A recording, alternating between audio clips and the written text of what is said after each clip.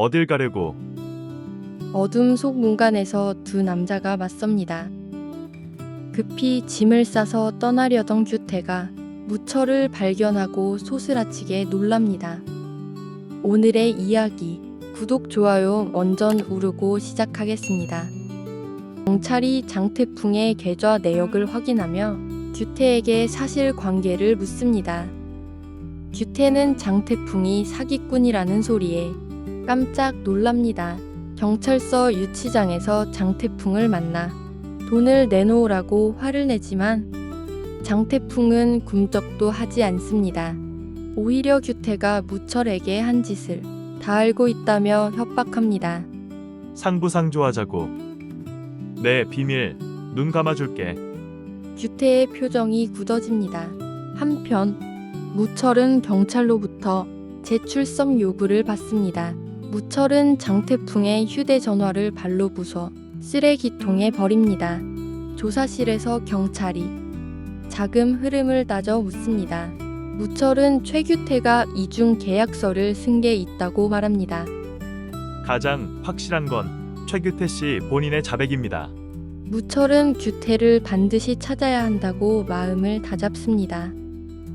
그리고 경찰서를 나온 규태가 금옥의 집으로 달려가 서류를 찾습니다. 계약서 어딨어? 너 설마 그거 무철이한테 갖다 준 거 아니지? 오빠, 지금이라도 무철 오빠한테 가서 빌자. 금옥이 설득하지만 규태 귀에 들리지 않습니다.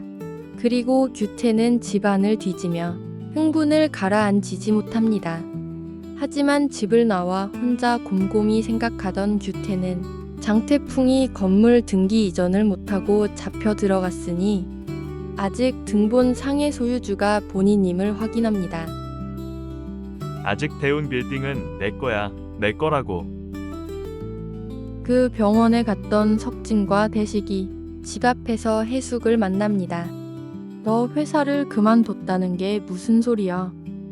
해숙이 석진에게 묻고 서우는 문틈에서 그 대화를 조용히 듣습니다. 그리고 그 시각 금옥이 서랍 깊숙한 계약서를 가방에 넣고 집을 나섭니다. 진태는 금옥이 계약서를 잃어버리지 않았다는 걸 알고 있습니다. 누나, 그 계약서 무철 형님한테는 절대로 주지 마세요. 하지만 금옥은 결국 계약서를 돌려주러 미잔의 집으로 갑니다. 미잔은 두 장의 계약서에 서로 다른 금액이 적혀 있음을 확인합니다. 금옥아, 너 왜 모른 척했어? 40억을 30억으로 속인 거야. 금옥이 미자 앞에 무릎 꿇고 울먹입니다. 언니 죽을 죄를 지었어요. 한 번만 용서해주세요.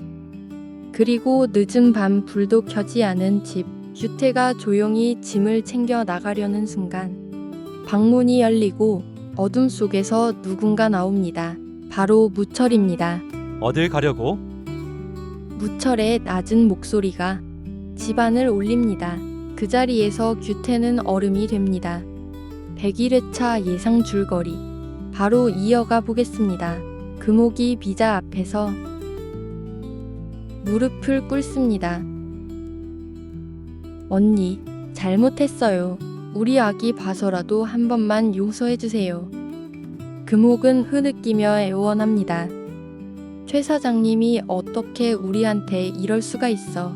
아무리 내 뱃속에 있는 애아빠라지만 이건 범죄야. 미자는 금옥을 돌려보냅니다. 계약서를 쥔 손이 떨립니다. 그리고 규태의 집, 규태는 짐을 버리고 도망가려 했지만 무철에게 붙잡히고 맙니다. 규태가 몸을 빼려 하지만 도주는 더 이상 어렵습니다. 무철이 규태에게 경찰서로 같이 가자고 합니다. 대운 빌딩 원래 한무철이 거라고. 내 입으로 직접 얘기해. 그리고 이산 빌딩, 이중 계약서에 대해서도 따져 묻자 규태가 변명합니다. 그거 내가 돌려주려고 했어. 진짜야. 투자해서 꼭 돌려주려고 했는데. 미자는 무철에게 계약서를 보여줍니다. 여보, 이거면 증거 충분한 거죠.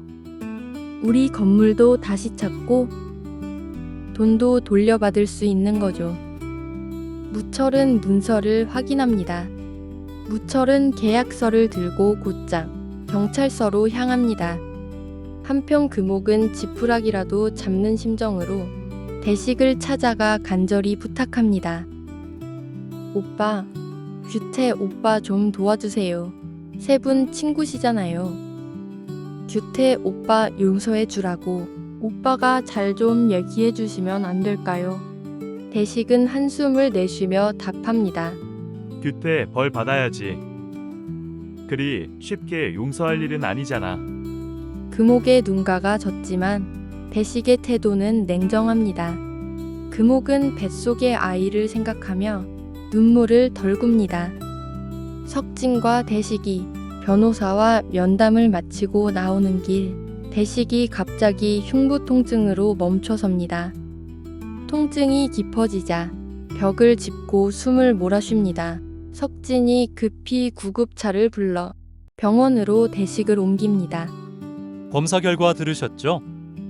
환자분 암소견이라 정밀 검사 받으시라고 말씀드렸는데 청천벽력 같은 의사의 말에 석진은 충격을 받습니다. 소식을 듣고 병원으로 달려온 해숙도 대식이 암이라는 말에 휘청거립니다. 이게 다 한무철 이미자 그 사람들 때문이야. 얼마나 스트레스가 심했으면. 경찰서 앞, 무철은 규태를 경찰에 인계하려 합니다. 그리고 규태는 끝까지 발뺌하며 목소리를 높입니다.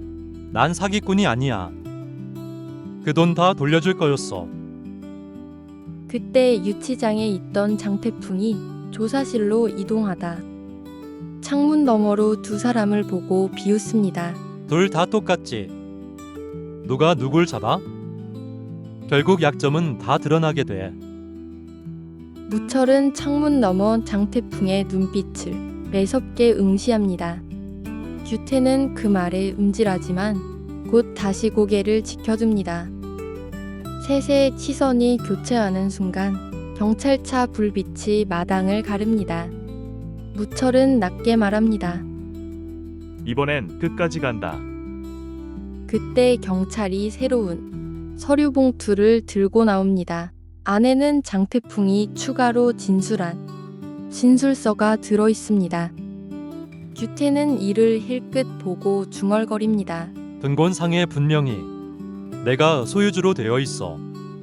나는 대운 빌딩만 지키면 돼. 무철의 얼굴이 굳어지고 화면은 어둡게 전환됩니다. 본 영상의 예상 줄거리는 개인적 창작이며 실제 방송과 다를 수 있습니다. 구독과 좋아요, 알림 설정 부탁드립니다.